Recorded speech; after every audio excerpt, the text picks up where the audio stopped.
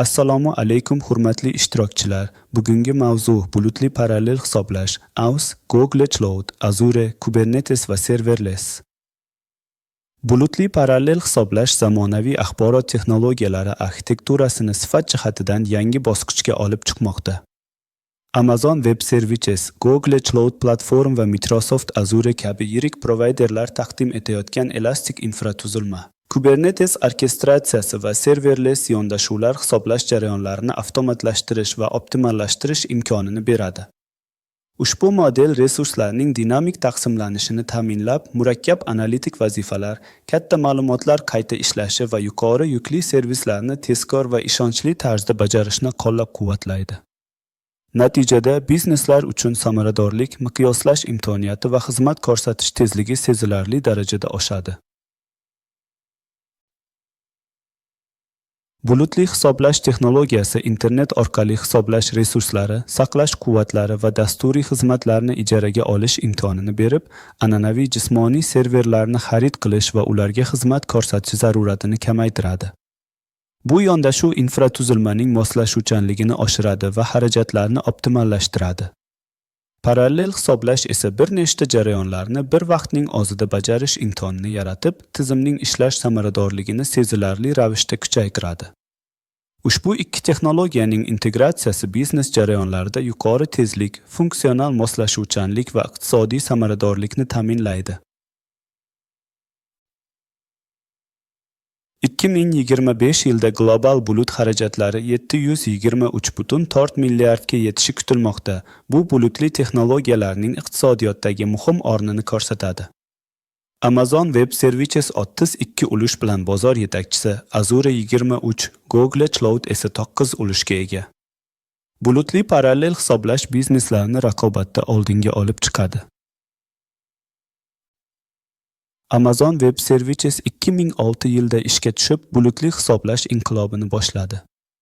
Amazon Web Services 2 elastik virtual mashinalari va Lambda serverless funksiyalari orqali parallel hisoblashni soddalashtiradi. 100 dan ortiq global ma'lumot markazlari bilan Amazon Web Services har qanday o'lchamdagi bizneslar uchun ishonchli hamkorlikni ta'minlaydi.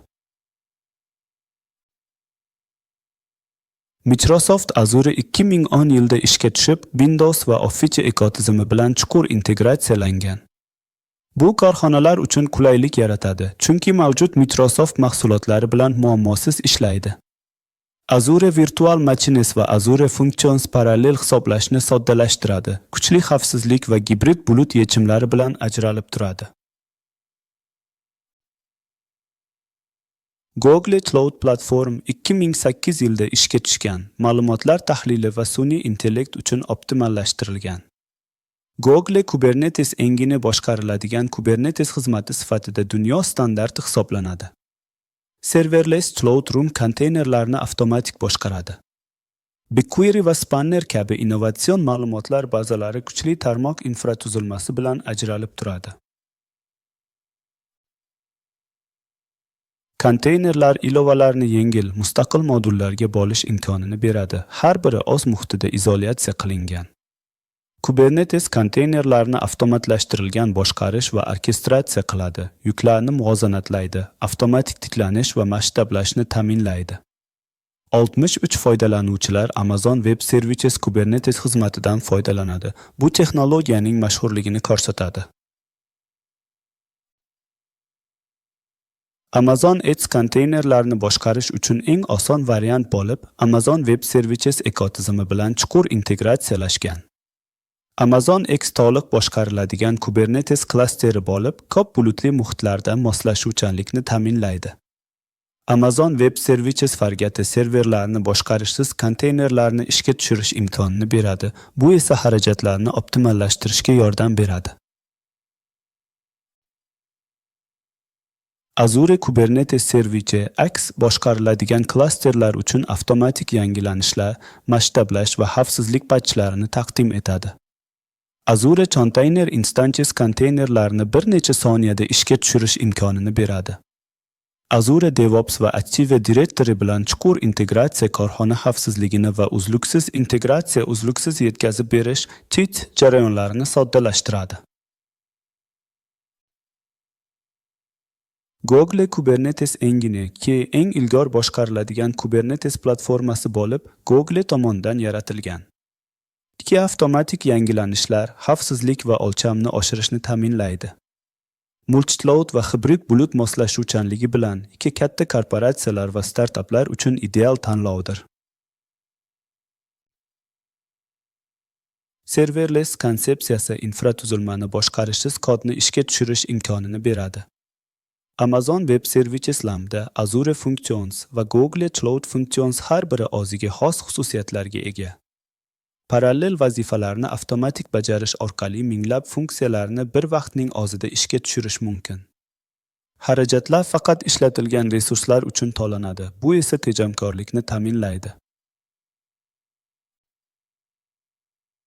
Cloud Run va Amazon Web Services Fargate konteynerlarni serverless usulda boshqarish imkonini beradi. Bu yondashuv konteynerlarning moslashuvchanligi va serverlessning soddaligini birlashtiradi.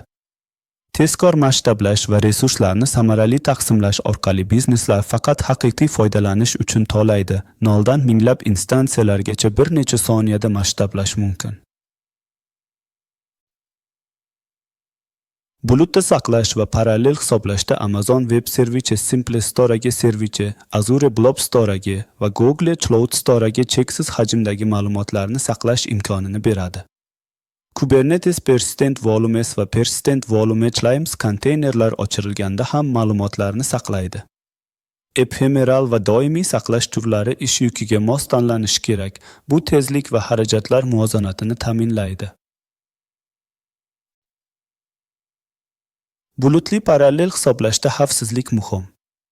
Amazon Web Services Identity and Access Management, Azure Active Directory va Google Cloud Identity and Access Management orqali foydalanuvchi va xizmatlarga aniq ruxsatlar beriladi.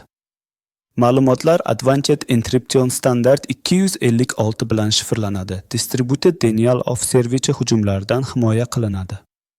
Umumiy mas'uliyat modeli provider va mijoz o'rtasida xavfsizlikni ta'minlaydi.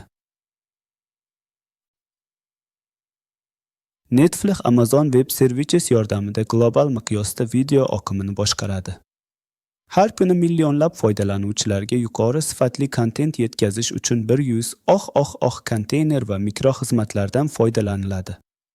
Amazon Web Services Lambda va Elastic Compute Cloud serverless funksiyalari tavsiyalar va personalizatsiyani optimallashtiradi. 99.99 xizmat mavjudligini ta'minlaydi.